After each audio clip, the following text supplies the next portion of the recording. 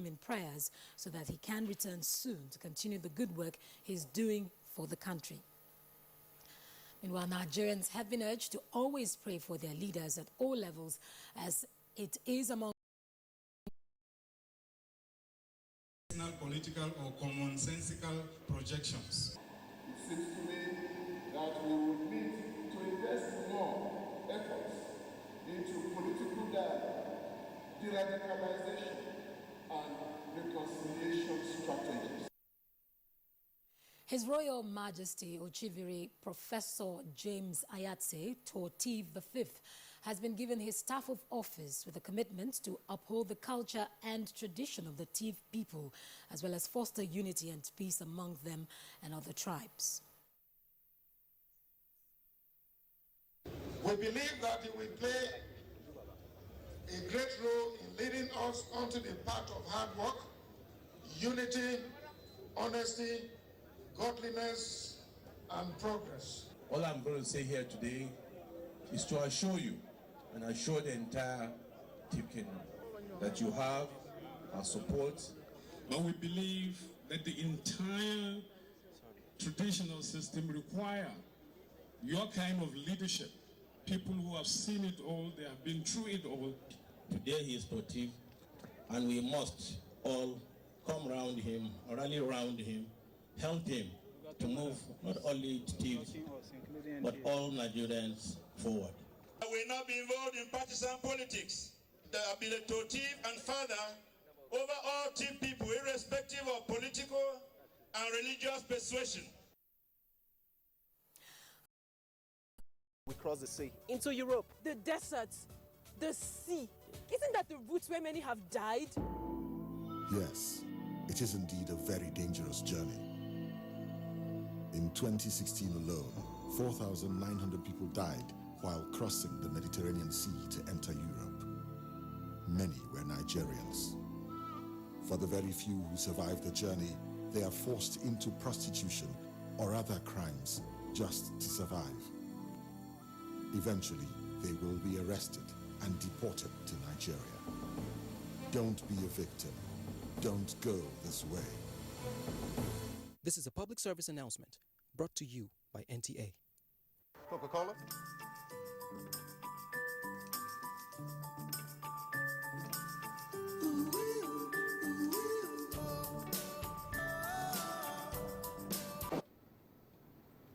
Oh, it's happy hour. So, you want a free Coca-Cola, but you have to drink it here.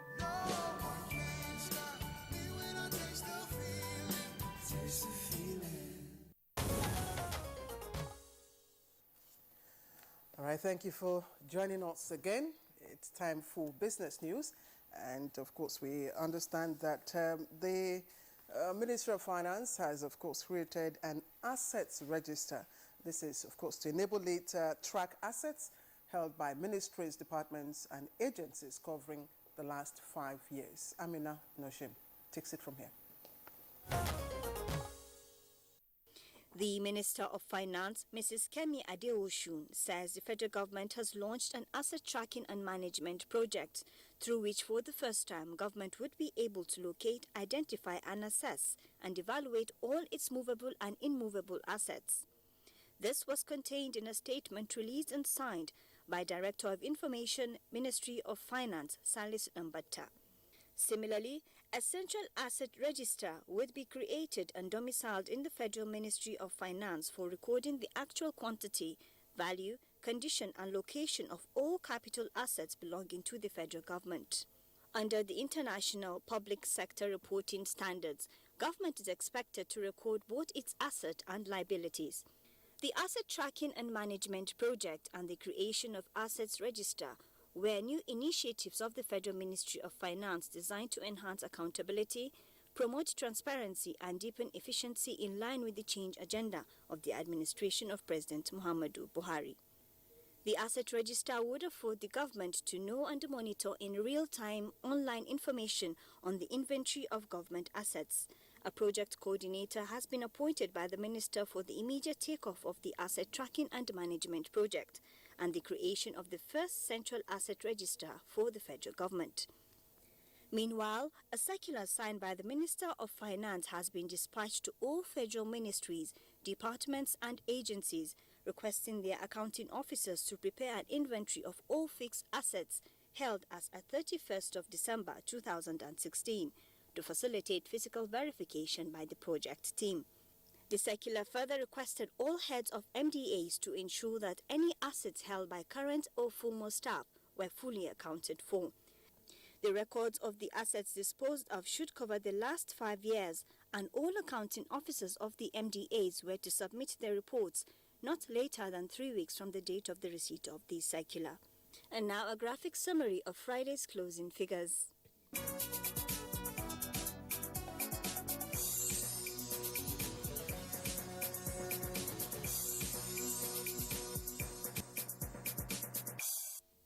And as part of its resolve to sustain the positive momentum in the foreign exchange market, the Central Bank of Nigeria again has pumped an additional $350 million into the market last weekend. This will take the total amount supplied to the market by the central bank to a total of $570 million and may further crush the value of the dollar. The naira traded between 450 and 460 to a dollar at the parallel market. The move, which is part of the central bank strategy, is expected to further strengthen the value of the naira.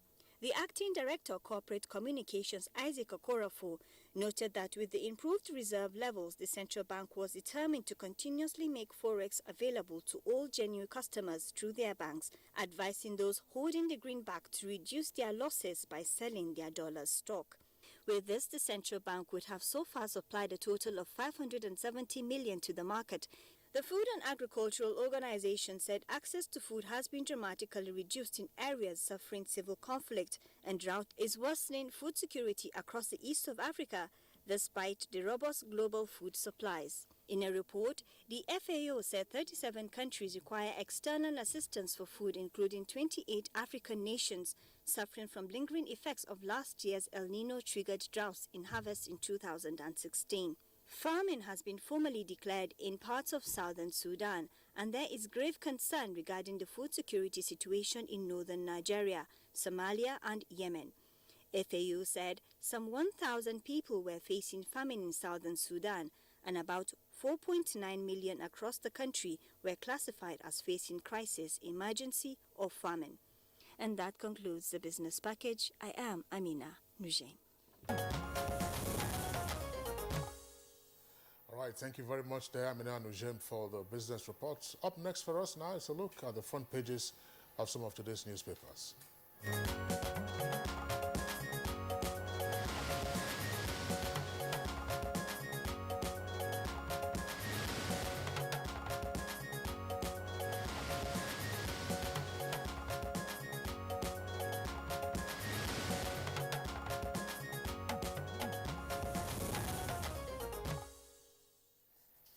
All right, Bayo Atoy based at the house as usual. Bayo, hope you had a good weekend. Yes, how was yours? Good morning, Claire. So. Good morning, Kinsley.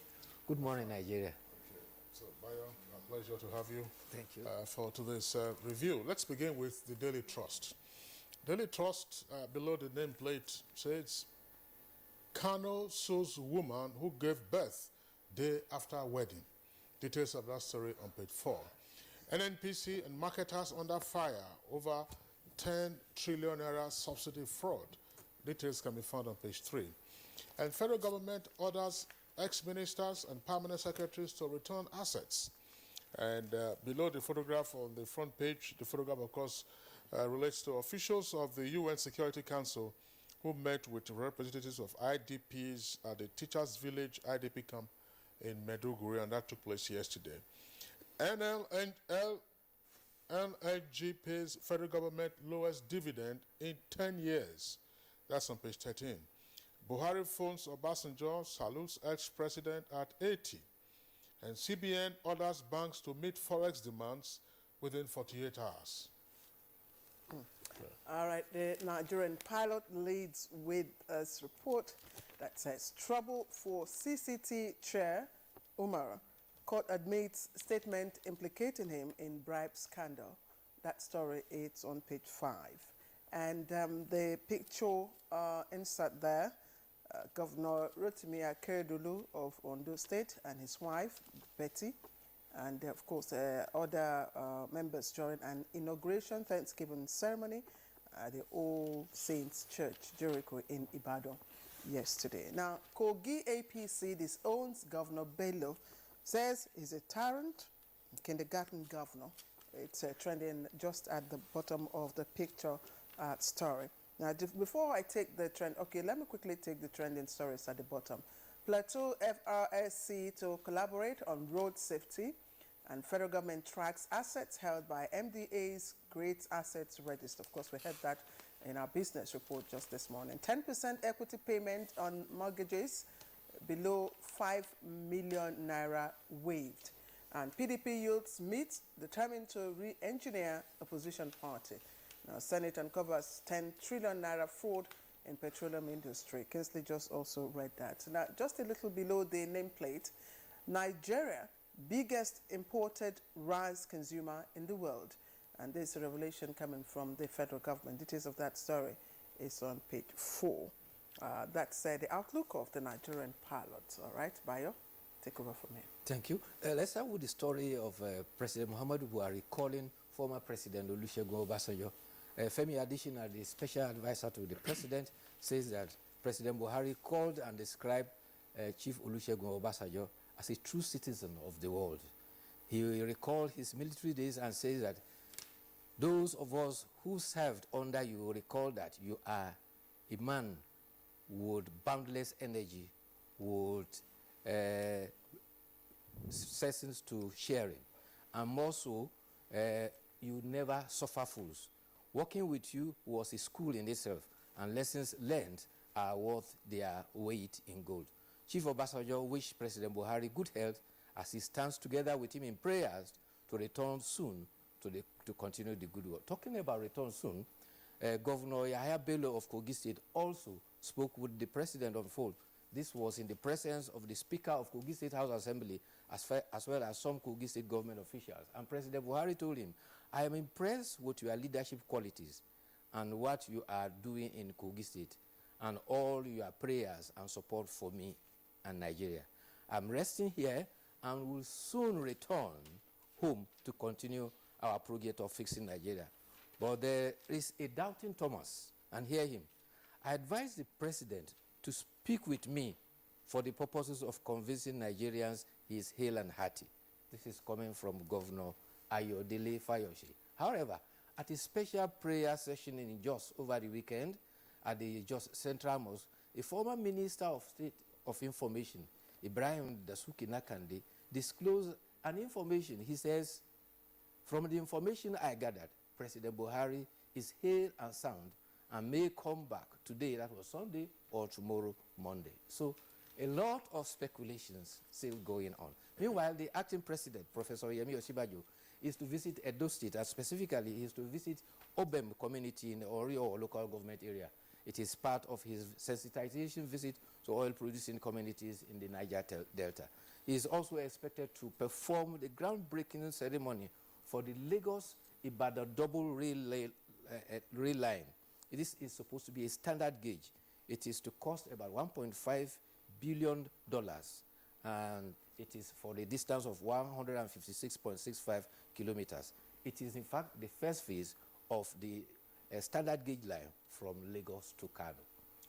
All right, Bayo, you're talking about Obeng community in Orion local government. Yes. You have a number of gas fields in that location. That's where the acting president will be visiting. Let's take a look at the Authority newspaper.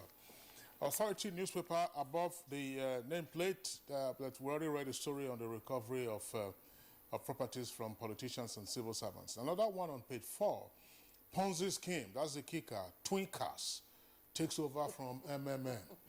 Twinkers takes over from MMM.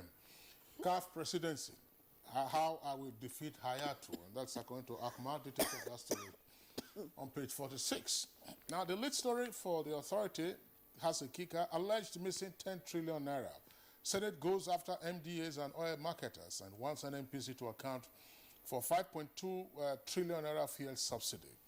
The photograph there shows Governor of Rivers, Nyesom Wike, and others at a funeral ceremony at the weekend. Stakeholders tackle erosion menace in the southeast. That's the second list story on the front page of the Authority. Claire. All right, Kingsley, Twinkers. No, that's another name. Twinkle, little star. All right, of course, let me take a look at the leadership newspaper, and it leads with the story. Low loan capacity. Experts seek 1 trillion naira recapitalization for banks. And it has the writer, businesses resort to foreign banks for facilities. Now, does this speak to the issue, of course, that we have to talk about today? You need to stay tuned when we get to that, of course, segment. And now, take a look closely at the 3 personalities right there on your screen. Now, in case you can't identify the personalities, I'll help you to do that. Of course, to your left is the Speaker, House of Representatives. And the middle there is, of course, Sokoto State Governor Aminu Waziri Tambuwal. And you then have, of course, to your right on the screen, Governor of Zamfara State, Abdul Laziz Yari, all adorned in the, of course, traditional attire, you know, of the thief. Yes, Claire, that is called Ange. Ange. The black and white striped thief Looking dress. very charming. Yeah, it was at the traditional official staff installation of the Tortif, the 5th Tortif, Professor James Ayase. Governor Samuel Orton urged him to be fair to all subjects and all Nigerians resident in his domain. You will recall that the former Tortif died in November, and his selection, he was selected among 4 Ibusa clan members to become the Tortif. Beautiful one there, beautiful one. That's right. We already took the headlines, including the one on Twinkers, which is said to be yes, twinkle, twinkle, little star. The successor Ponzi scheme to if you want to reap without sowing, the tendency is you are risking your resources at somebody who is smarter than you and maybe do you in because the central bank and the Nigeria Deposit Insurance Corporation have warned time without number that it's risky putting your resources in those Ponzi schemes. Meanwhile, let's go to what happened at a court. A magistrate, his name is H.O. Amos, has ordered a journalist out of his court. It was at an Abuja magistrate court. The court registrar notified the judge that there is a journalist in the court, and this dialogue went on. Who are you? I am a journalist. What is your interest in this case? I have no interest. I cover court cases. I'm a journalist. I understand the court is a public place and nobody can, anybody can come and get information. The judge said, did you take permission from me before entering the court? I don't need to take permission, sir. I cover even high court, and I have never been asked to take permission before covering court. I agree. The court is a public place, but you did not get my permission. You think you can just come into my court and start writing whatever you like? If you want to write anything from this court, I must veto it before it is published. And the journalist, you cannot veto my story before publication. The judge says, then walk out of my court. Is that a drama or for real? It's reported in the newspaper. It happened in the Abuja Magistrate Court. Lord Denning once said that. In every court in England, you see a gentleman, he says nothing, he writes a lot. He's a journalist. His role is to see that not only is justice done, but is seen to be publicly done. Kingsley, any comment on that? No, well, certainly, I mean, that's not the norm, unless the hearing was in camera. And of course, the judge, the presiding judge or magistrate would have pronounced that this hearing will be in camera. And there are also conditions, you know, for hearing the matter in camera. I mean, you can, you know, for instance, the argument over whether the trial of the former NSA should be in secret or otherwise. Now, but if there are cases involving minors, cases involving them usually will be heard in camera. The right to the judge can say that, and then the court is cleared. But in the case in the case that Bayo just indicated, no journalist is required to obtain permission from the judge before covering the proceedings of that particular court. But of course, a journalist is required to report contemporaneously and accurately the transactions in the courtroom, including the conduct of the personnel in court, whether the registrar or the judge himself, and then, of course the various testimonies that take place. But that's what it does. Is there any action that the journalist can take with regards to this? Well, this is only a breach of his. Well, that's right. It's for the NUJ to take up. The Nigerian Union of Journalists can take it up. The journalist is covered, provided all he reports from a court is covered by a qualified privilege. The moment he sticks by reporting in substance, true, and in facts. This development is a challenge. It's for the NUJ to make overtures to the court and then seek how to resolve it. But it's not a good development. That's right. It's not. No journalist is required to submit his report to anybody before publication. That's what we call prior censorship. That is censorship. Censorship. All right, gentlemen. I know that our time, for this segment, it's over. But just to add that the twinkers or twinkle twinkle thing, you remember, it's there are no shortcuts to getting wealth. But even if there are, like the Yorubas will say, "Ulewu," there will be sacrifices. There's danger in it. And danger. So of course, be warned. Well, there was a report indicating that some 3 million Nigerians lost about, 18 trillion. 18 billion. 18 billion, rather. 18 billion. 3 million Nigerians lost. So this one is a new scheme. If you want to be, if you think you are smart by investing in hot deals, of course, you get your hands also burnt. Yes. All right, Bayo, thank you. We'll see you again tomorrow. Tomorrow will be another day. Thank you for having me. All right, so that does it for our discussion segment. We'll take a short break now. When we return, we'll also be dealing with financial matters, insider lending in the Nigerian banking industry.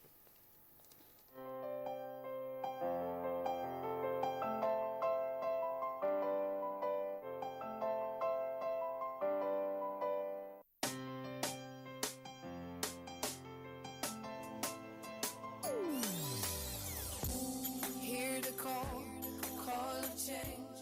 Stand up, Nigeria. Change is here and it's going to stay. Change begins with you. Oh yeah, make we go. Go to so let the change begin from within. Look at you, oh Gerula. Change begins with you and me. Change begins with me. Change begins with me. Change begins with me.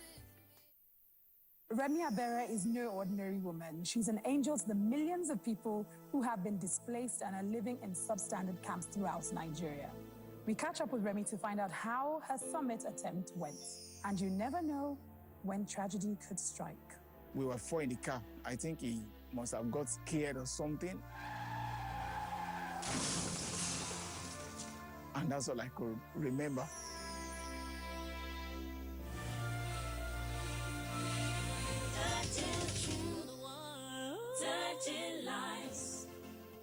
NTA Properties Investment Company Limited, a subsidiary of the Nigerian Television Authority, specializes in creating comfort in all areas of life, such as real estate investments, that is, land, houses, and office spaces, mass leasing, savings and loan scheme, household items and car loans, and so much more.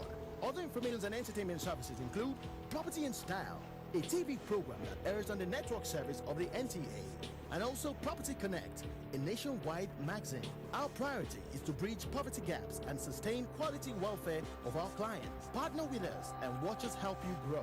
Pay us a visit today at the NTA headquarters permanent site, Area 11 Garki, Abuja, or our Lagos office at number 15 Awolowo Road, Ikoyi, Lagos. For more information, visit our website on www.ntaproperties.com.ng, or you can email us on ntapeak2000@yahoo.com.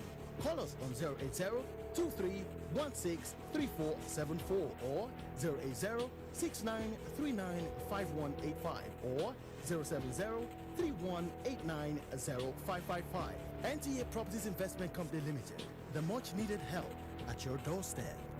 I discovered something that took all my period worries away. New and improved Always Ultra has a comfortable top layer, an extra super gel for extra super absorbency. No stain, no check, because gel won't sleep. Happy always.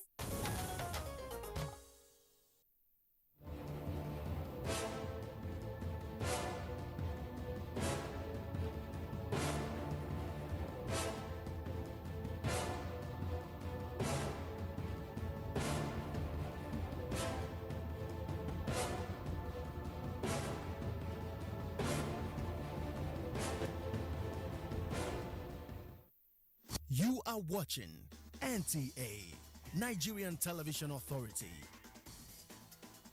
For more information and news updates, visit our website at www.nta.ng,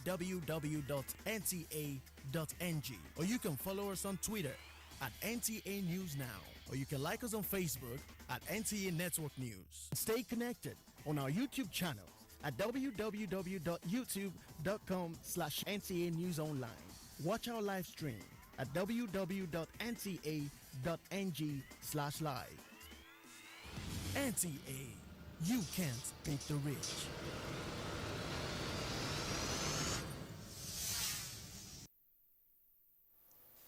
All right, now we'll be talking about insider lending in Nigerian banks. What is it all about? And of course, what are the implications of this on the nation's financial health? And what does the law say about this? Let's listen in on Oyeyemi Ajayi's background report. Parts of the Banks and Other Financial Institutions Act 1991, as amended, stipulates that a bank shall not, without prior approval in writing to the CBN, permit to be outstanding unsecured advances, loans, or unsecured credit facilities of an aggregate amount in excess of 50,000 naira to any of its directors, and to any firm, partnership, private company in which one of its directors is interested, or of which any of its directors is a guarantor to any public or private company, or if one or more of its directors jointly or severally maintains shareholdings of not less than 5% either directly or indirectly. Also, the aggregate limit, as clearly stated in another part of the law, as it relates to microfinance banks, says aggregate insider-related lending shall not exceed 5% of the paid-up capital of the microfinance bank at any time. These are just some of the contents of the Banks and Other Financial Institutions Act, meant to guide bankers and other financial institutions on insider lending. Recently, however, the Managing Director of the Nigerian Deposit Insurance Corporation (NDIC), Alhaji Umaru Ibrahim, when he appeared before a House committee to defend his organization's 2017 budget, revealed that bank directors are responsible for 40% of the 1.85 trillion naira non-performing loans or bad loans in banks. He also revealed that directors were responsible for about 40% of 139.45 billion naira bad loans in microfinance banks and mortgage banks. For instance, a particular bank granted various credit facilities to directors and other key management personnel as at 30 June 2016 of about 1.17 billion naira, which are repayable in various cycles ranging from monthly to annually over the tenure, and have average interest rates of 7.98% and a tenure of 4 years. 2014 statistics of the Central Bank of Nigeria shows that non-performing loans in the banking sector rose to 440 billion naira. Interestingly, this amount triples the amount budgeted for the National Assembly in 2015 and that of 5 states combined. Major burden of the payment of this loan is more on the innocent customers whose deposits and interest are made to fill the space for these insider loans. Insider lending in the country's financial industry has been a recurring problem so far, and how long will this continue, as it has a negative effect? All right, Oyeyemi Ajayi, thank you very much there for that background report. Now, before we get into the nitty-gritty of what is happening in the banking subsector, let's at this time introduce our guest from the Just Network Center. Is Dr. Clement Adewole. Dr. Adewole is the head of Department of Banking and Finance at the University of Jos. Dr. Adewole, a pleasure to have you join us on Good Morning Nigeria. Thank you for having me. Thank you. All right. In addition to the background report, which our correspondent gave a moment ago, let's hear from you a brief recent history of abuse of insider lending authority by various banking or financial institutions in the country. I mean, we saw a rush of this in the 90s, and then, of course, you know, just before the crash of the Nigerian stock market. Exactly what is playing out in the banking subsector? That is true, and it's cause for concern. If you look at the statistics, then you will see that the figure is quite alarming, and it could lead to crisis in the sector. Between 2012 and 2013, the total non-performing loans was in the region of about 200 billion, and it increased to over 350 billion in 2014. But by 2015, we're looking at a figure of about 650 billion. Now we just got a report saying that the total non-performing loans is in the region of 1.85 trillion. And what makes this worrisome is that 40% of this amount is attributable to insider lending. And it's worrisome because we would expect that the directors, and of course we can also come to the definition of what we mean by insiders, we would expect that the directors would be experts, so to say, in credit policies, in how to come about credit policies, and also in monitoring and enforcing credit policies. But what we see is that most of these loans are actually attributable to insider lending, and a lot of these loans are getting bad. We have non-performing loans of about 1.85 trillion. That is 10% of the total loan portfolio in Nigerian banks as we stand today, as at the end of last financial year, 2016. What that simply means, let's put this in perspective so that I can guide our discussion. It means that for every 10 naira that is given out, 1 naira is non-performing. And out of this 1 naira that is not performing, 40%, 4 naira, is attributable to loans given to directors and other insiders within the banks.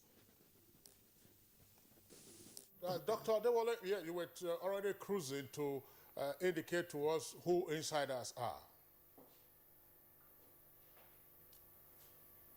Yes, insiders are basically the directors in the banks, significant shareholders, and the law describes significant shareholders as having shareholding not less than 5% in the bank, and of course in other companies outside the bank who are seeking loans. Then we have officers or employees of the bank. So we have directors, we have employees, and we have significant shareholders. And the law, Bank and Other Financial Institutions Act 1991, as amended in Section 20, subsection 5, describe who a director is. And you will see that the definition is quite broad. When we talk about directors, we are looking at not just the directors in the bank. We are looking at the director's father. We are looking at the director's mother. We are looking at the director's wife or husband. We are looking at the director's children and their spouses. We are looking at the director's brothers and sisters. All these are insiders. And that is the simple definition of an insider. But in other climes, we also extend this to look at companies that are able to influence the appointment of some of these employees or directors in the banks. They may not necessarily be shareholders of the bank, but they are also insiders. And in some other climes, this is also considered, giving out loans to them is also considered insider dealing or insider lending. In Nigeria, we're not really looking at that. So if we extend our definition to also cover such companies, and of course I know we've had some, where some companies from outside the bank would actually influence the appointment of some people into the boards of these banks. If we expand the definition to include that, then of course the situation would even be more grave than what we have now. Dr. Clement Adewale, thank you very much. Of course, speaking to us from the JOS Network Center. And Mr. Tilewa Adebajo has joined us from our Lagos Network Center. He is also a financial expert and, of course, one of our regulars. And also seated beside him, you can see, is Mr. Johnson Choku, another of our regular guests. Gentlemen, would like to welcome you to our conversation this morning. Mr. Tilewa, let me quickly take you up. Of course, Mr. Clement, Dr. Clement Adewale has just explained who an insider of course is, and of course went on to expand, mention other people who might be included within that category. And I also guess that he is also speaking to a term that is familiar in the banking sector, related banking. Now, by law, is it wrong for an insider, for a director, to obtain loans? Good morning, Nigeria, and thank you very much for the questions. I think Dr. Adewale has given an excellent background as to what the contemporary situation is with the banking system. To answer your question directly, there's nothing wrong with insiders obtaining loans. I think we must clear that very quickly. What is wrong, the insiders have to obtain loans under very strict guidelines of the Central Bank of Nigeria has a corporate governance code which is put together for insiders, as you've called them, to obtain loans. And there are very, very strict guidelines that guide what sort of loans and the amounts that insiders take.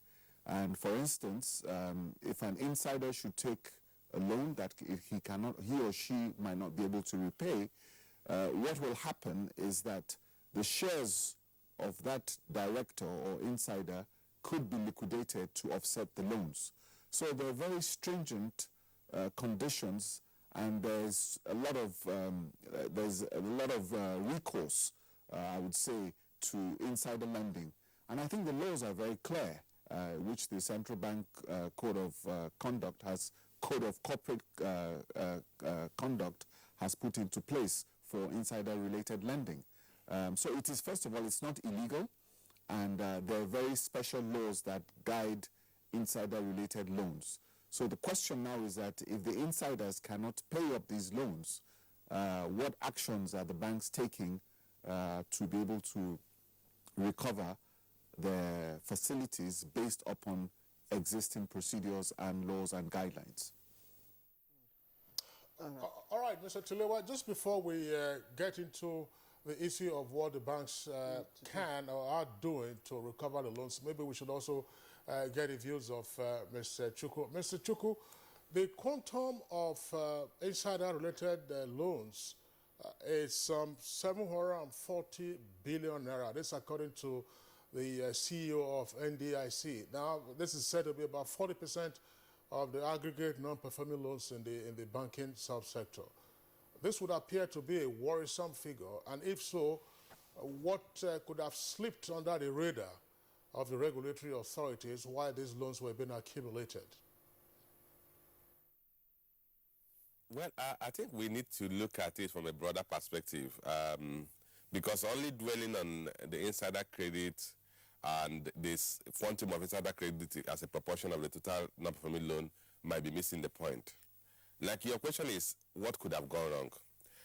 We have to look at the fact that the quantum of non-performing loan has jumped over the past 3 years. We used to have, until recently, a non-performing loan portfolio of less than 5%. Now we're looking at 10% to 11.3%. So that is, we need to address that. That's the crux of the matter. What happened in the economy that led to the quick deterioration of credits? And what has happened over time is, we've seen, because the economy slowed and the economy went into a recession, a lot of sectors became non-performing. Look at the oil and gas sector, look at the power sector. And these are the areas where credits were expanded. Look at the concentration of credits. So you now realize that, look, because we also saw a very fast deterioration in the level of credit, and that's also why the quantum of non-performing loans went up. Because if you look at, we have to address, did the banks breach the single obligor limit, which says that you cannot give more than 20% of your loans to a single borrower or to a related group of borrowers?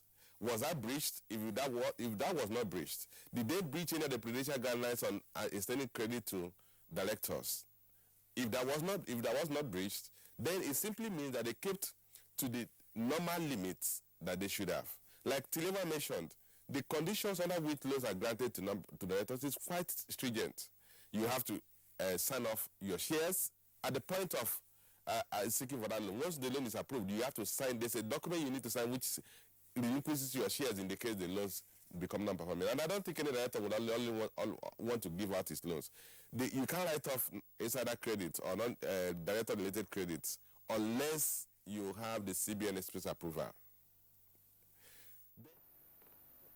if the director has to relinquish his directorship if the loans become bad. So these are conditions that have been put in place to mitigate the incidence of insider credit going bad. But the speed at which that quantity has increased, the speed at which we have moved from a 5% non-performing loans to 11 to 10 to 11.3% non-performing loans is a source of concern, and we need to address that. If we don't address that, we are just looking at symptomatic factors, and we're not looking at the overall cosmetic reasons why we have such incidents of non-performing loans.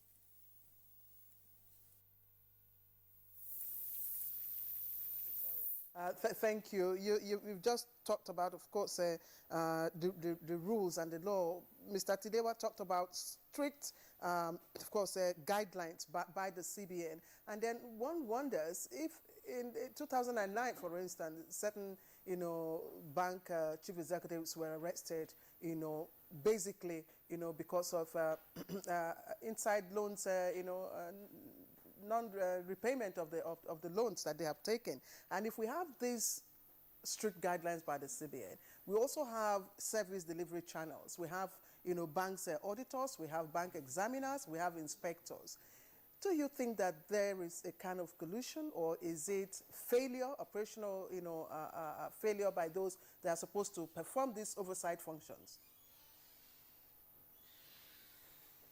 Well, the way I would look at it is that there might be some slack in enforcement of those policies. But we need to actually do a forensic examination of what went wrong. If you look at, for instance, an insider credit will go to the board credit committee, it must be disclosed in the financials of the bank, and where a portion of it is non-performing, that portion must be disclosed to the extent that the individual borrowers will be listed in the public account of the bank. So if we have been doing that, then probably we would have picked up the signals earlier, so that there may have been some slackness in enforcement of existing policies. But we also need to address the speed of deterioration of credit in the banking system. And that has to do with systemic challenges. We have to also look at, we need to also segment the banks. There are a couple of banks, when we talk of 10%, 11.3% non-performing loans, we need to look at which banks have the higher incidence of non-performing loans. Some banks may actually be talking of 50% non-performing loans. Then for those banks, the central banks should zero on them and find out their credit approval process. Did they have a stringent credit approval process? Was there collusion among their directors in the disbursement or approval and disbursement of credit? Did the directors have undue influence on the executive management? Or did they have a dominant director who had a pervasive effect on the other directors, so that they would have compromised the standards specified by the central bank and then the IC in the course of credit approvals? Okay, Mr. Chukwu, thank you very much. Mr. Tilewa, I would like you to respond to a point articulated a moment ago by Mr. Chukwu. But before you do that, let us introduce another guest who has just joined us in our studios again, another regular face on Good Morning Nigeria, Dr. Obadiah Melafia, former Deputy Governor of the Central Bank of Nigeria. Dr. Melafia, a pleasure to have you join us on the program. Good morning. Okay. It's a pleasure to be here. All right. Okay, now to return to our Lagos Network studios, Mr. Tilewa, Mr. Chukwu was saying, or seemed to be suggesting, that we should look at the quantum of non-performing loans in a broader context to say that what has led to the spike in non-performing loans obviously is related to the recession. From your perspective, is this necessarily the case, or should we be worried about the 40% that is said to be the aggregate of non-performing loans traceable to insiders in the banking industry? Well, we should be worried about everything.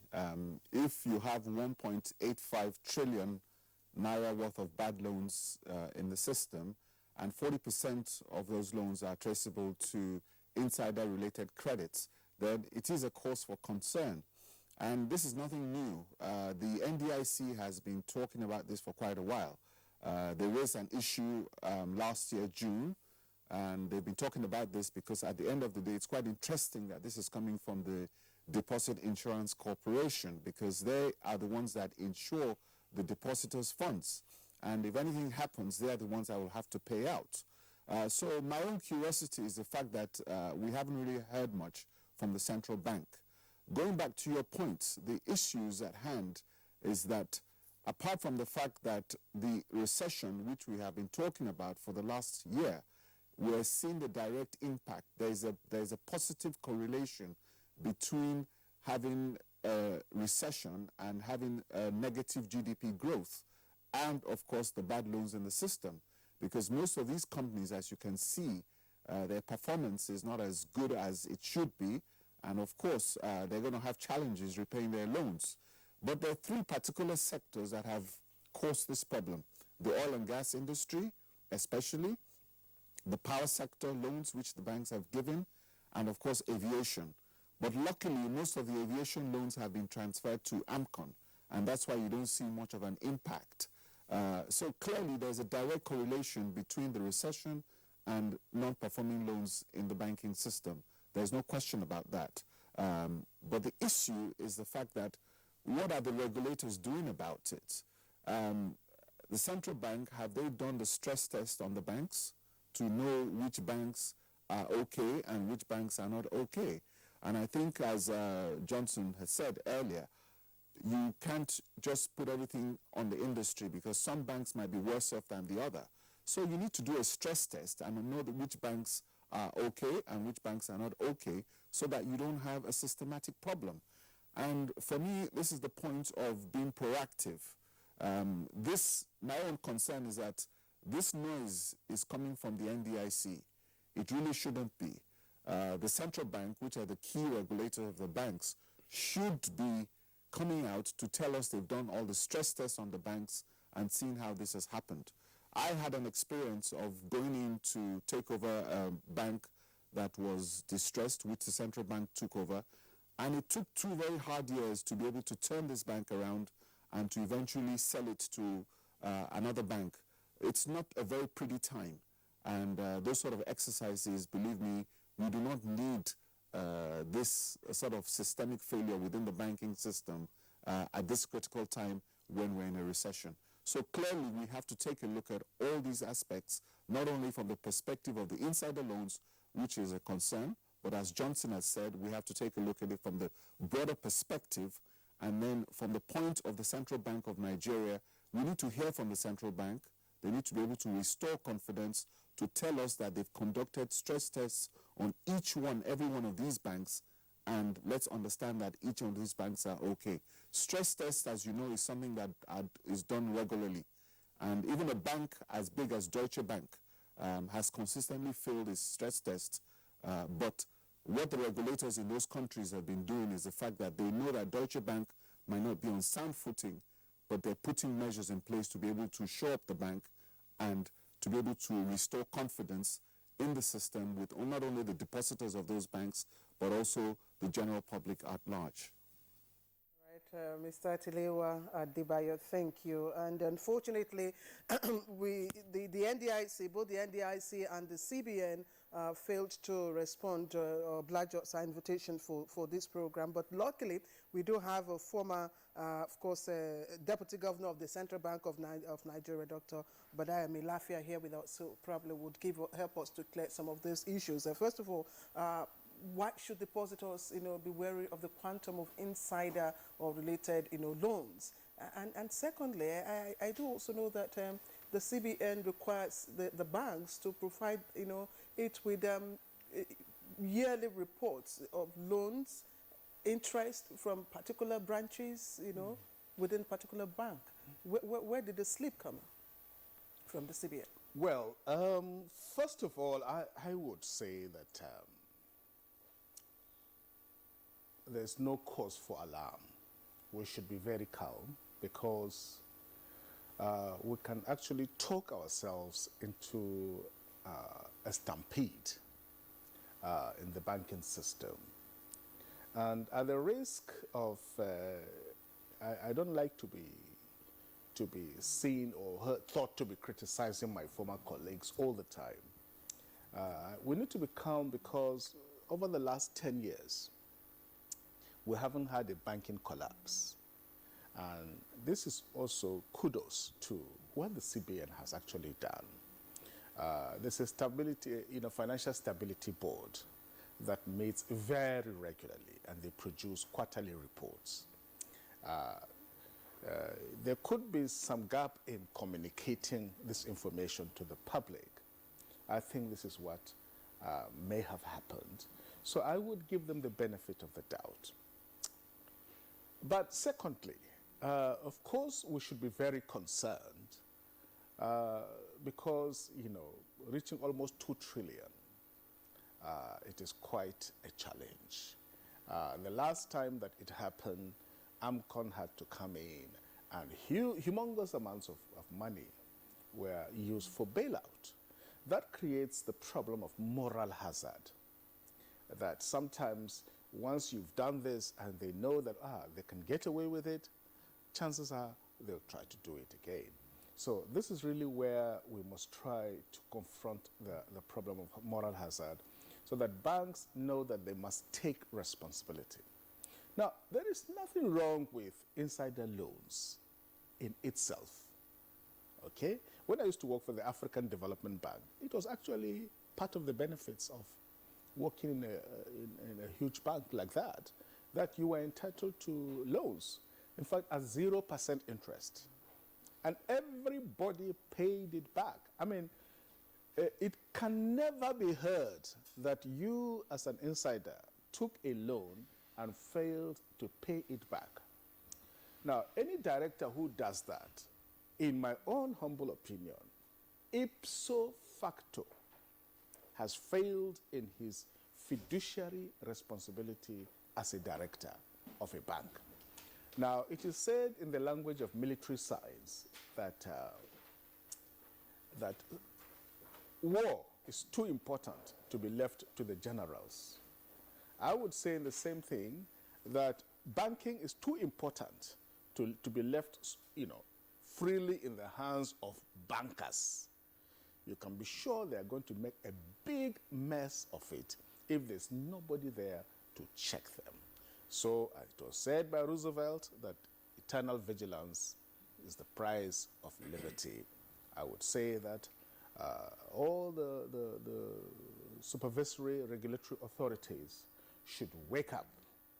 We must see into the problem, and I agree with what has been said before, that there's nothing wrong in principle, so long as at every time, whoever takes those loans, it must be expressly written in their financial accounts, and that information must be sent to SEC and to the stock exchange as a matter of routine. Let investors, let depositors know who is taking loans and how much. And also, we must raise the veil for certain big loans. Lawyers talk about raising the veil of identity for a limited company, because in the last time, one banker was using even the name of her housemaid, giving billions of naira in loans to her housemaid who didn't even know she had taken those kinds of loans. But of course, when you lifted the veil, you discover that she was the one that was taking the loans, not the housemaid. In that instance, sorry to interrupt you, what would have happened? Because there was supposed to be a committee, a credit committee within a bank that, writes, appraises, the status of, the person who wants to obtain the loan, and passes, to the committee that's superintended by the MD. Exactly. So wherein lies the lacuna? What happened in that instance? Well, it is clear that the system failed, and that if you have a very dominant MD or chair of a board, they can hoodwink everybody and bamboozle everybody into submission, into not asking questions. So the system needs to be changed such that the committee responsible for recommending these loans should either be the audit committee or something like that, that normally is statutorily outside the control of the board, and they can report independently to the authorities, that is CBN, NDIC, Stock Exchange, Security and Exchange Commission, and all those things. So we need to tighten the system. And also the level of collateral assets must be expressly shown. And also, to be honest, any director that fails to pay back a loan, the stringency of their commitments must be stronger than that of any other person. You are in the board, okay, and you are failing to pay a loan that is supposed to keep the organization going. Definitely, that such a person has failed in their duty, and they should resign as a director of the board. And of course, if they are directors, some of them are not even directors, so they're GMs and so on. Anybody who cannot service their loan has failed and is deemed to have resigned. And of course, they should go after them and recover those loans. All right, Dr. Melafia, thank you very much. We'll come back to you in the course of the conversation. To return to Dr. Adewale, Head of Banking and Finance at the University of Jos, still with us at our Jos Network studios. Now, three broad areas have been identified as the sources of credit exposure by the banking subsector: oil and gas, power, as well as aviation. Now, what does this say? I mean, is it just the question of poor risk assessment of these subsectors to which credit was extended, or the fact that there appeared to have been some collusion? How could it be that you have 40% of non-performing loans exposed to these various subsectors? If they were insiders, were they self-dealing? Okay, thank you. We know that we have systemic problem. We have problem with the economy, which of course we are addressing, and of course which we expect that there's going to be improvement. But the problem is in terms of measurement and what we do when we identify that there are problems. Just like it's been said, let me quickly reiterate. There is no problem with having insider loans. Actually, Section 18 of the BOFIA 1991 provides that no officer of the bank, no director, no manager of the bank should have interest in any credit, facility, loans, advance, and if he has interest, he should declare the nature of the interest to the bank. That is one area. Another area is in terms of prudential regulations. What do you do as a bank when you know you have such? Of course, it puts you under a stronger responsibility. Responsibility in terms of monitoring.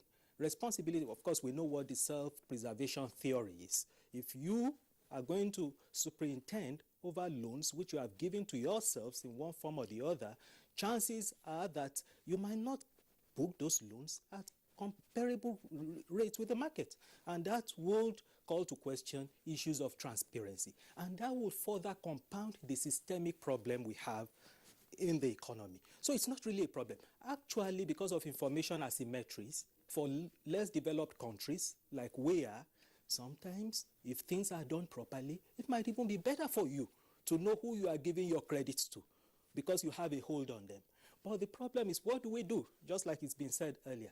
If we now observe that there are problems, whether it's in aviation, whether it's in oil and gas, whether it's in energy, if we know that we have problems, how do we address those problems? Where does regulation come in? What will CBN do if it's discovered that this problem is becoming endemic? Now, Section 44 of the BOFIA provides what to do where you have problem with non-performing loans arising from insider lending.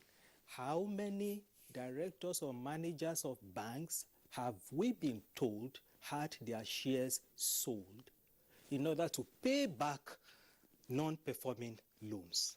How many? Also, there is a penalty if you do not disclose. That's Section 18, subsection 2. Penalty if you contravene. Upon conviction, 3 years imprisonment or 100,000 naira fine. How many of such have we seen?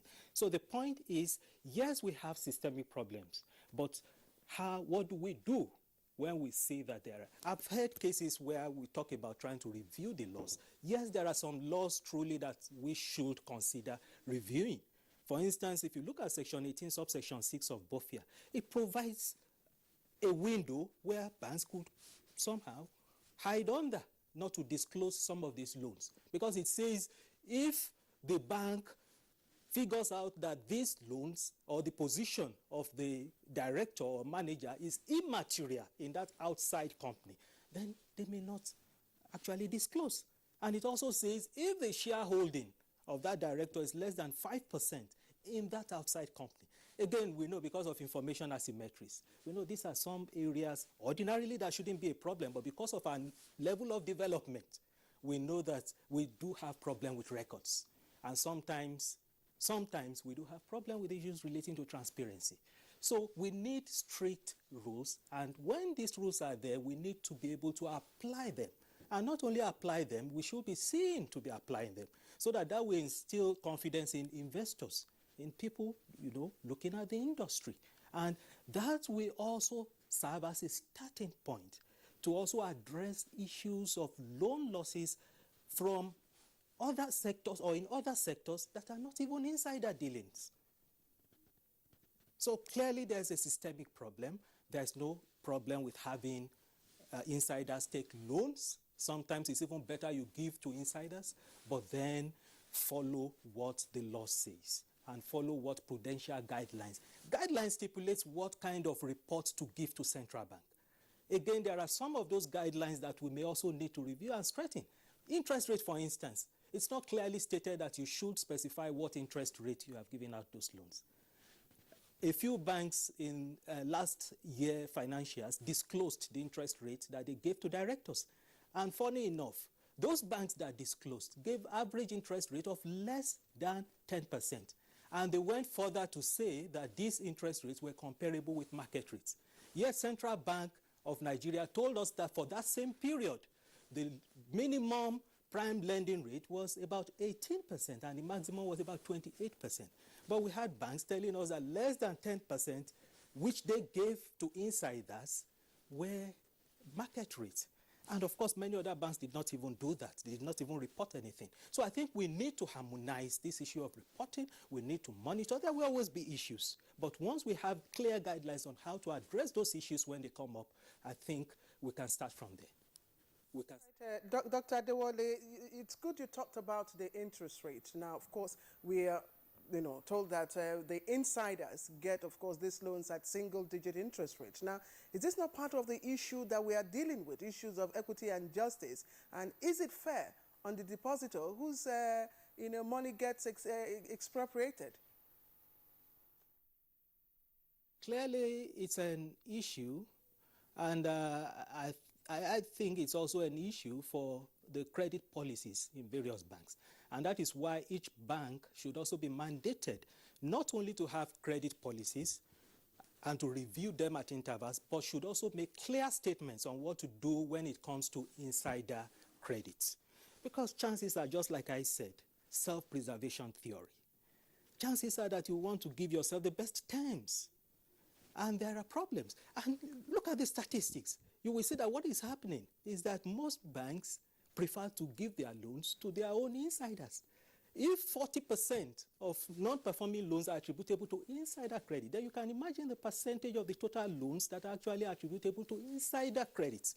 And of course, these insiders will always look inwards, because if a director in Bank A goes to Bank B to look for credit, chances are that he's also going to compete with directors in Bank B for credit, so he would rather give himself the credit in his own bank. So that's an issue. Transparency, and it distorts the money market. When you give credit to some people in a particular industry at less than 10%, and usually they have the bulk of the credit in that industry. And then you also have those other people who are not insiders, and you are giving them at rates close to 3 times what you have given to those who are insiders. Of course, it distorts the money market. And of course, like you said, it is not, I won't say if it's fair or not fair, but it's not appropriate, and it raises question of transparency. All right, Dr. Adewale, thank you very much. But I would like our 2 guests at our Lagos Network studios to speak further on the issue of the distortion in the money market. Both Mr. Johnson Chukwu and Mr. Tilewa Adebajo, we've had you on the program in the past. We've talked about, the interest rate in the economy, how this is a disincentive, to borrowers as well as, others who would like to hop in for credit and then, seek to expand their business. Here we are hearing stories of insiders getting loans at single digits, whereas every other person else is getting a double digit. Plus, the sectoral allocation. We look at the sectors to which credit has been extended mostly that we hear: power, aviation, as well as oil and gas. The SMEs have not been mentioned. Agriculture has not been mentioned. Automobile industry has also not been mentioned. Is this, Mr. Tilewa, from your perspective, and Mr. Johnson as well, is this a cause for serious concern, and what should be done almost immediately to begin to correct this asymmetry? Maybe I will take the issue of the sectoral allocation, and maybe you can address the issue of the interest rates. I think one of the challenges we have is that for most of the banks, a lot of the banks had a disproportionate amount of their portfolios in dollar-based. Most of these loans, a lot of them were in dollars, and it was a disproportionate amount of their loan portfolio that was in dollars. When the crisis started with the foreign exchange and the foreign exchange was no longer available, a lot of these banks had challenges to be able to service these loans and make their repayments. So you had the problems of the dollar liquidity, and they had challenges with their exchange rate management. And unfortunately for them, most of these loans were concentrated in the oil and gas industry. And with the falling oil prices, it had a negative impact on their loan portfolios. So consequently, a lot of them had financed a lot of exploration activities in the oil and gas sector, and consequently, they're paying the prices now. And the central bank really cannot adjust because there are no hedging instruments. So the banks have had to manage that, manage the dollar liquidity challenges to be able to see how they can pay their loans. So that precipitated a lot of the crisis in the beginning. And most of these bad loans, as you can see, significant amount of them are in oil and gas. And I think, as we've said earlier, we can see the over-concentration. So the sectoral issues are not new, but what we must understand is that there's not going to be another AMCON. The government right now can no longer afford an AMCON, not only from an economic perspective, but also from a political perspective. So again, that issue has to go back to the Central Bank of Nigeria.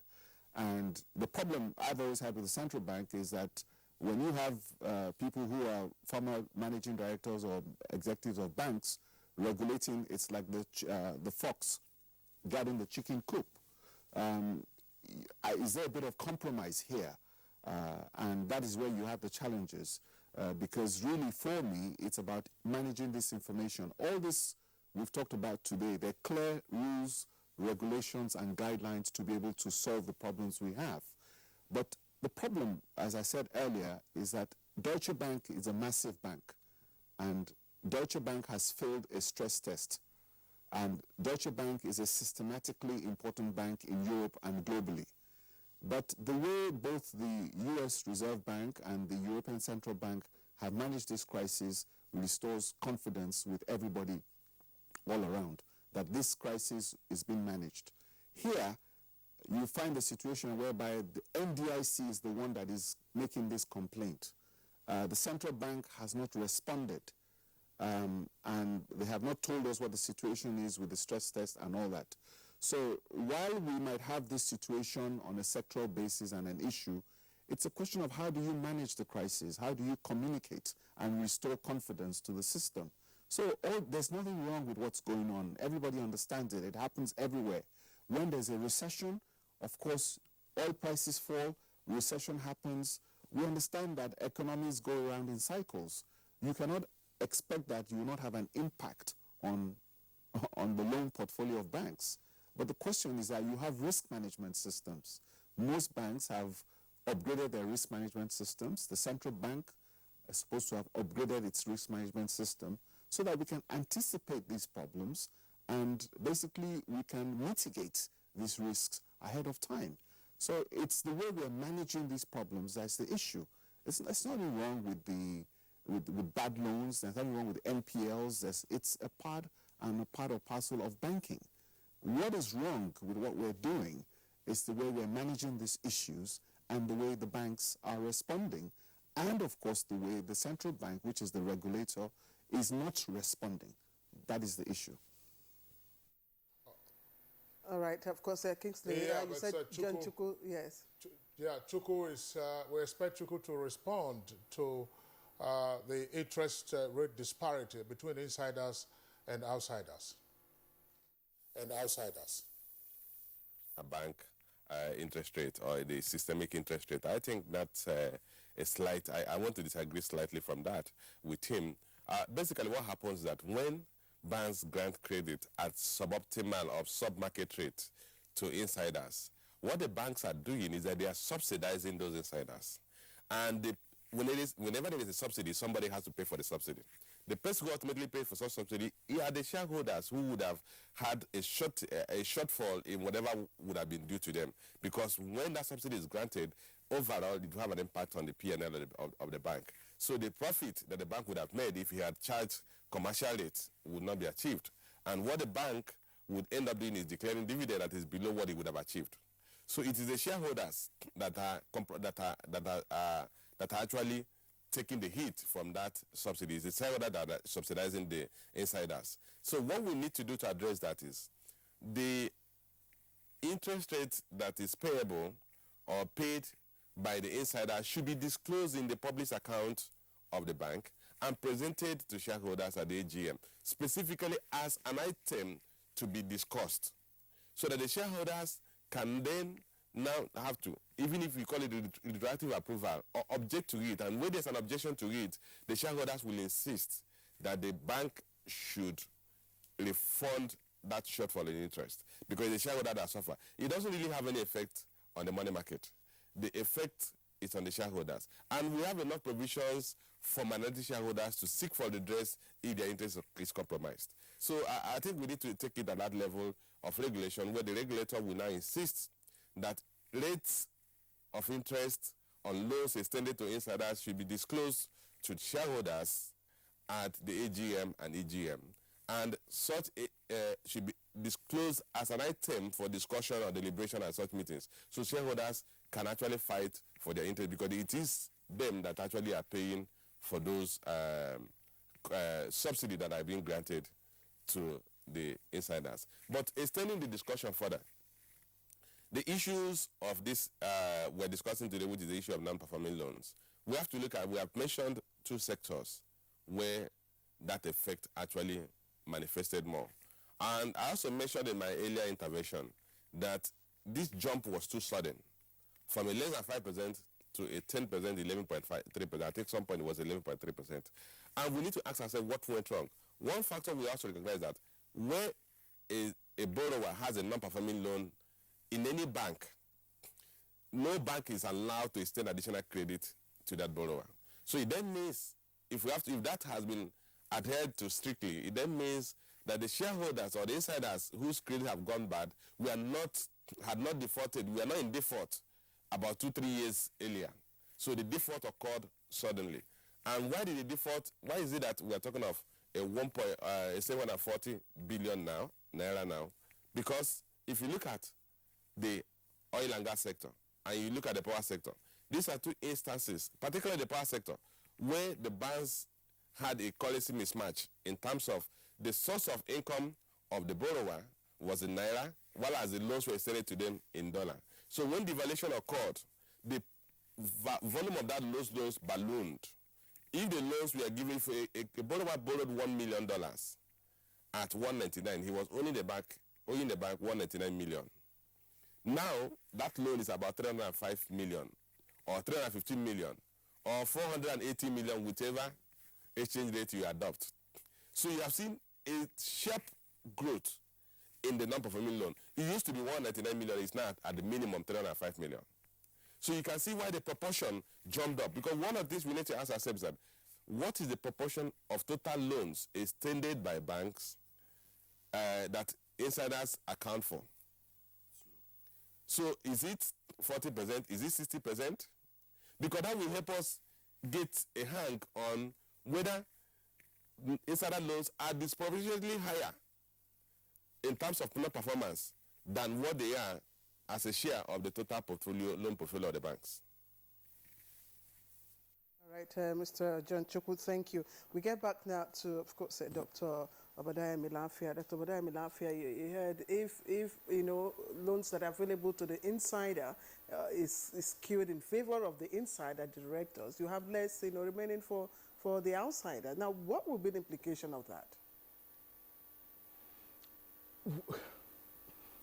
Well, I mean, I agree to some extent with what the last two speakers said. Of course, it means that less will be going to other creditors or potential creditors in the future. But also, I suspect that a lot of these insider loans are not really used for productive purposes. Maybe that is why they are having much more difficulty in being able to pay it back. And, but we need to also remember that there's a strong analogy between commercial banking and atomic physics. Atomic physicists can produce energy out of almost very little. They can produce humongous amounts of energy. And the same thing with commercial bankers. You know that you can give somebody $1 billion loan with almost nothing inside the bank. It's a paper transfer, okay? I write that I've given you a loan, I've given you a loan of 1 billion, and I really don't have 1 billion in my account. But of course, your account is credited with that amount of money electronically. And of course, you can transact business, you can issue loans, and so on and so forth. If you want a bit of cash, it can still be given to you. So banks routinely create money a lot out of thin air. You know, that is why they must be properly and rigorously supervised to make sure that they're doing the right thing. The other thing I want to say is that we need an overall transformation in the mindset and in the practice of commercial banking in this country. In the past, some of us who were school kids, university students, you know, you go to your bank manager and, you know, you're fantastic people. No matter how small, no matter how big, they treated you with respect and everything. Today, I am sorry to say that we have a lot of cowboys in the system. In fact, these days, you don't go to a big party and introduce yourself as a banker because their dignity has been lost. Their honor seriously has been lost. They've been seen as cowboys who are not particularly people of high integrity, and it makes me very sad. We need to go back to that old and time-tested professional ethics. If you cannot trust your banker as much as you can trust your priest or your lawyer, then you have a very serious problem. Ironically, nobody trusts their bankers today. A lot of them, and I've heard stories and know people, one businessman who actually committed suicide because once they saw that his business was very good, the loan he took, they decided to just double the rate of interest because they wanted to take over his bank. I know of another case, somebody who bought a fantastic mansion during the government, you know, civil servants, you know, and so on. And some of the, maybe people in the bank decided they wanted that house. Independently, they will bring surveyors to come and survey the value of the house. And then, no, because they wanted to take it over, so they increased the interest rate, they tripled it and quadrupled it, knowing fully well that he will not be able to pay. So, that, in fact, they even brought people to buy. They look, why are you wasting this house? We can buy it. He said, no, I don't want to sell it. They were pressuring him until he now had to go and get money from some Samaritans and pay them off so that he can offload their wahala. This is not banking. This is cowboy approach. This is iniquity. This is Shylockism. It's not banking. And we need to weed out this kind of cowboys in the banking system and put real professionals, real gentlemen and women who understand what banking is and can do it properly in the interest not only of the shareholders, but in the interest of our country as a whole. All right, gentlemen, thank you very much for your perspectives. We're not ending the conversation just yet. There are viewer reactions already by way of tweets that have come in through our Twitter handle at NTA GMN. Just before we take some of the tweets, while we are taking the tweets as well, I would like our guests, to probably ruminate over what I'm about to say now.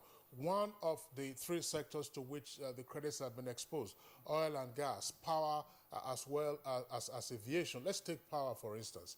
There are three critical elements in power. You have generation, you have transmission, and then you have distribution. To which of these three segments were they exposed? Are we building new power plants? Is it the GENCOs, or is it the DISCOs, or is it TCN, which is government-owned? Central Bank on its own had also provisioned, some quantum of money for the power sector. So, which money were the banks now extending, to the power companies? So that's one area that we can take a look at. We have seen what has happened in the aviation subsector, but oil and gas as well. What is it that we are seeing in oil and gas? We also saw this when the banks in 2008, 2009, when oil prices were very high, they overexposed themselves at thinking that, oil imports would continue, and then the prices came down. So what kind of risk assessment do they undertake before they start extending these credit facilities? Probably the cowboy phenomenon is one thing that Obadiah Melafia would speak to for the remainder of the Kingsley, program. I think they should just take it briefly so that we can just run through the tweets. Yes. All right. So let's know, Claire, what's our producer is indicating that, look, let's also hear from our viewers. Festus Akimboyewa tweets, insider lending promotes corruption. Now, when some bank directors lend to themselves and their cronies, they know the loans will not be repaid. And Agbe Oladega, I think, says insider lending goes at ridiculous rate. Customers are ripped off daily by frivolous charges and deductions. And then Akimboyewa again, insider lending should be at launch to ensure fairness and protect Nigeria from failures in the banking system. And Change to Progress, some of your guests are talking about recession. Now, these elites collected the loans before 2016 recession. Why didn't they pay before? And also, he tweets, one of the elites collected 11 billion naira loan 9 years ago. That was before recession, now, but did not pay back anything for 7 years before AMCON took over. And then we have this from Muhammadu Ibn Isa. It tweets, the banks once represented us, the masses, as honorable middlemen, but right now the banks are tools of our imperial masters. And Festus Akimboyewa tweets, government should compel bank directors to collect all past due debts through insider lending or be prosecuted for financial crime. And Ayuk tweets, the economy of Nigeria is more affected by its monopolistic approach. Efforts to boost the private sector should be the way out. And Livingstone tweets, until offenders are prosecuted, insider lending will not stop. You can't police what you are guilty of. And Dele Jack Solomon, absolutely. Insider lending by bankers is affecting the Nigerian economy. Former CBN governors Soludo and Sanusi exposed these acts. All right, so those are the tweets that we are taking in the meantime. Those are the issues that I put on the table before we took the tweets. Of course, we will have our guests respond to them after this break. Original, I don't carry myself like this. I don't turn agent. Why has one of the world's friendliest occupations become such a nightmare in the hands of some people? You be talk of town. Say now you be the latest agent we dey in town now. Why has the circle of lies become the smartest thing? You go give me 3 bay first. That one for consultation fee. Here. You give me another 2 bay. Now finding fee with the column. Here. You give me 1K. Are we going for excursion? That one for the excursion fee.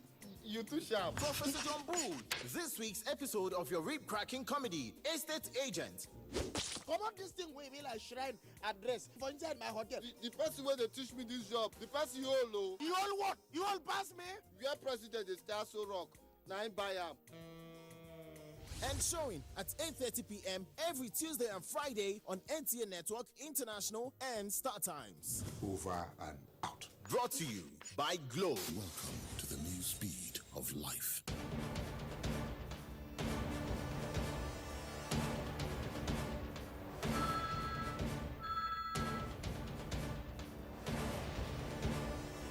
Okay, sir. You may now go in for your interview. Thank you. my shoe. And to think I just bought this very expensive foreign shoe 2 months ago. So sorry about your shoes. This is why I advise my friends to always patronize made in Nigeria products. See this shoe. It's made in Nigeria and I've had it for 2 years and it's still as good as the day I bought it. Made in Nigeria products are good quality, and stringent government regulations and certification now mean the goods made in Nigeria meet international standards. Make the patriotic choice today. Buy right. Buy Made in Nigeria. This is a public service announcement brought to you by NTA.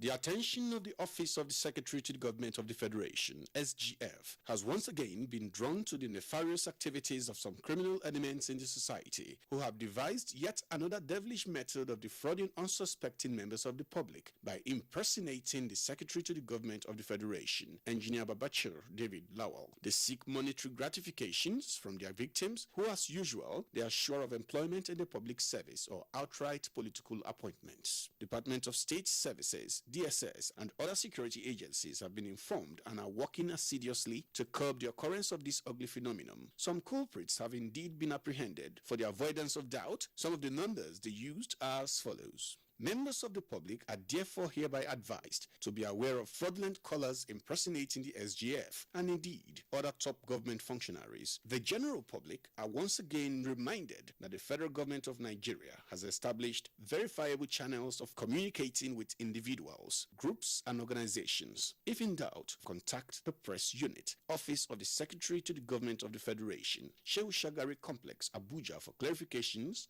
on all matters of public concern. Bolaji Adebiyi, announcer.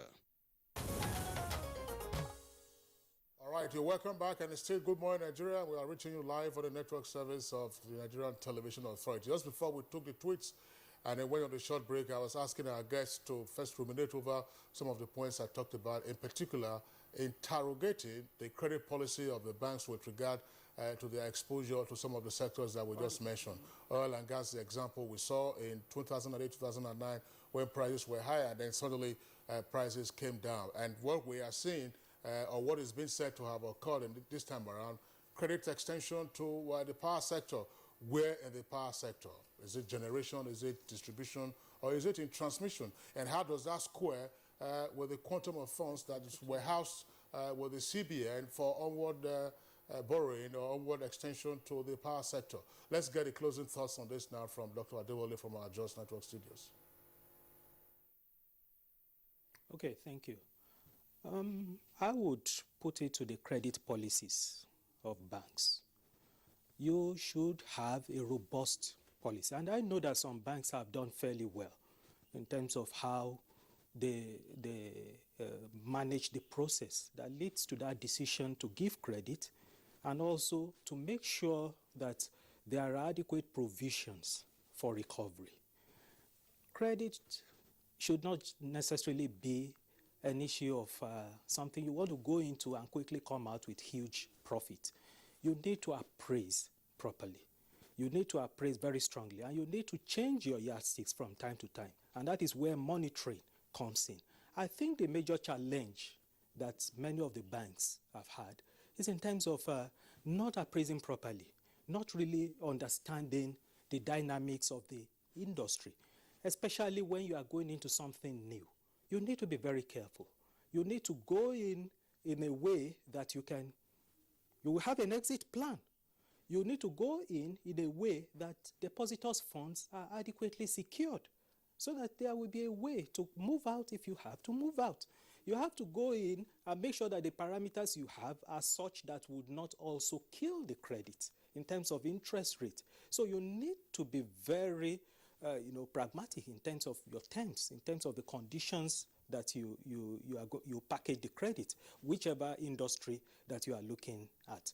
I think that's a major challenge that we have with the industry. Like I said, some banks have done fairly well. They've done quite well. And these are some of the top banks we still have now. So what have they done is in terms of packaging these facilities.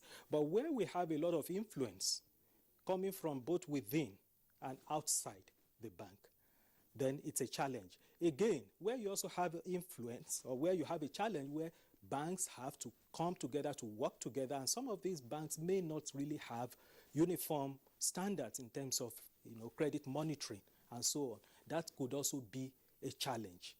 And if the underlying transaction is not sustainable or is not profitable to the banks, then definitely there's going to be a problem. Just like in the energy sector. I know as far back as 2015, we're looking at about 5 trillion of loans that were not being serviced properly. And that, of course, is very significant. As at then, that was about 40% of the total loans in the industry as at that period. So we have a situation where we need to appraise credits very well and make sure that we follow all the guidelines and make sure we review these guidelines from time to time. Dr. Clement Adewale, Head of Department Banking and Finance, University of Jos. Many thanks to you.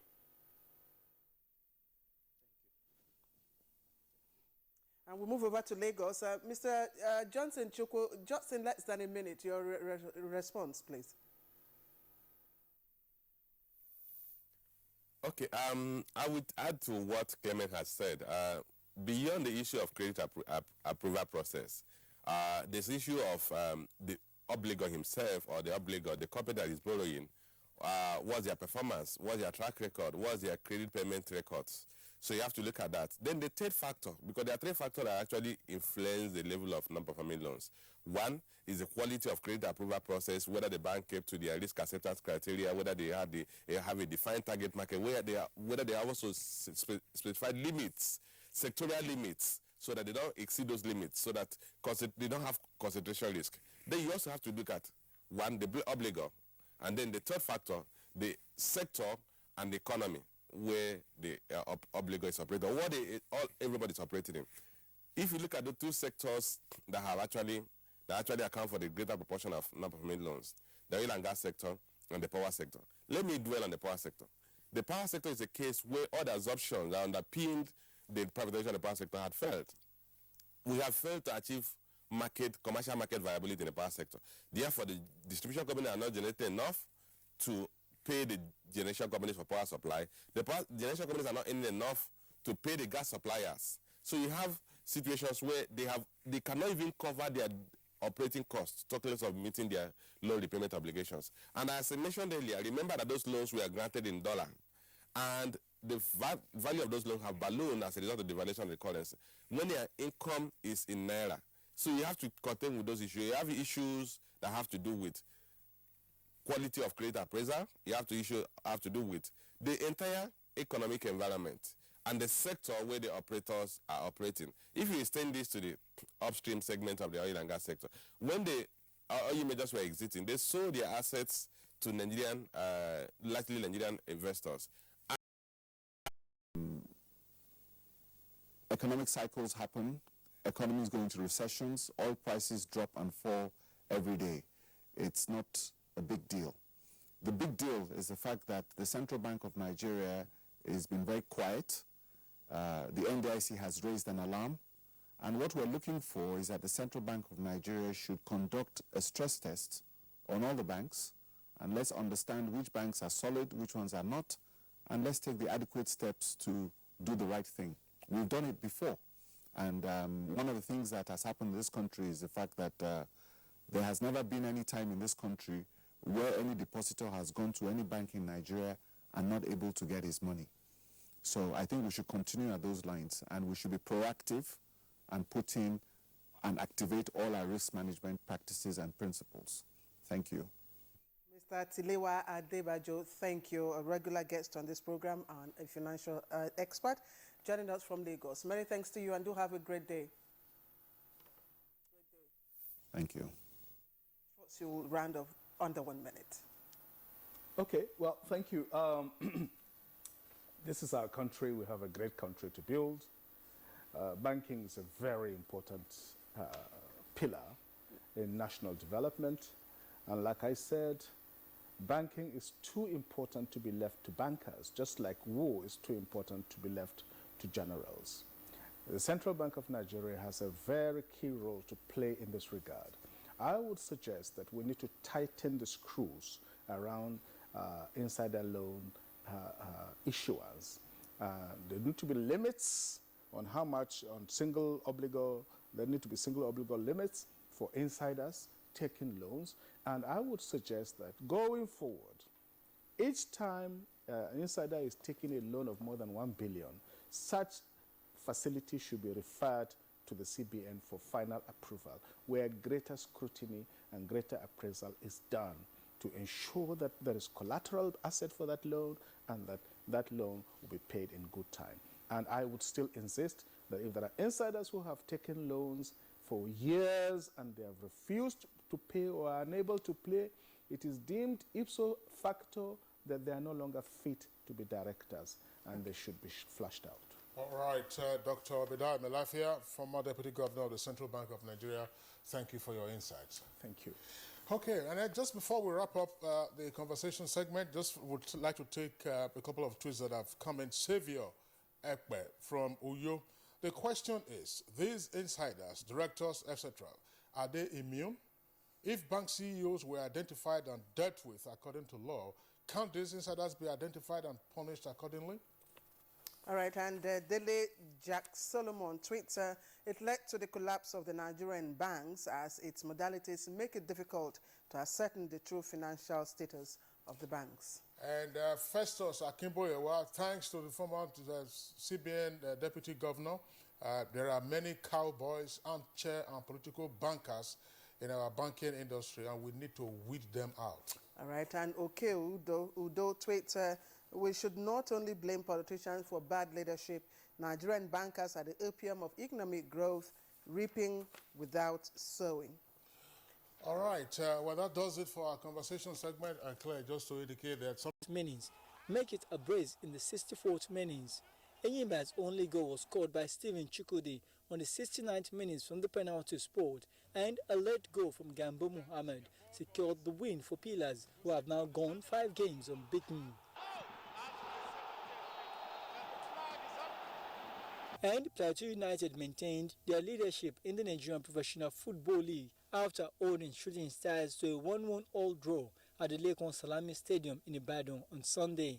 At the Goswell Akpabio Stadium in Uyo, our Economy Warriors were beaten 1-0 by Aqua United.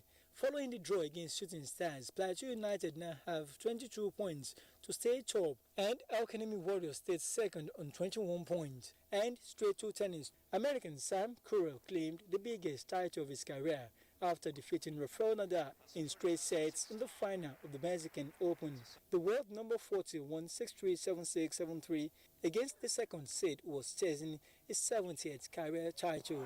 Sam Querrey makes history in Acapulco.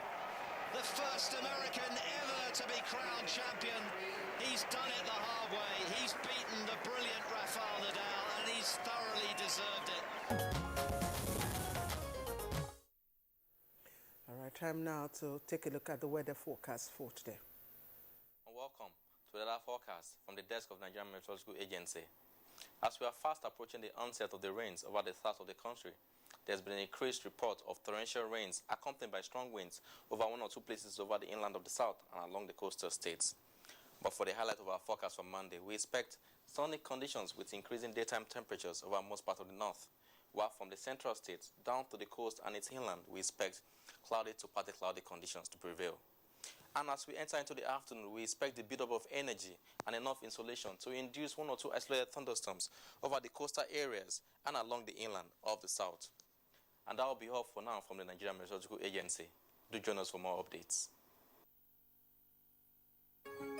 All right, and we in the MNK district are still expecting our first rain for the year. That's it on Good Morning Nigeria. We'll see you tomorrow. And I'm Kingsley Osadolo. Thank you for being with us today. Enjoy the rest of your day.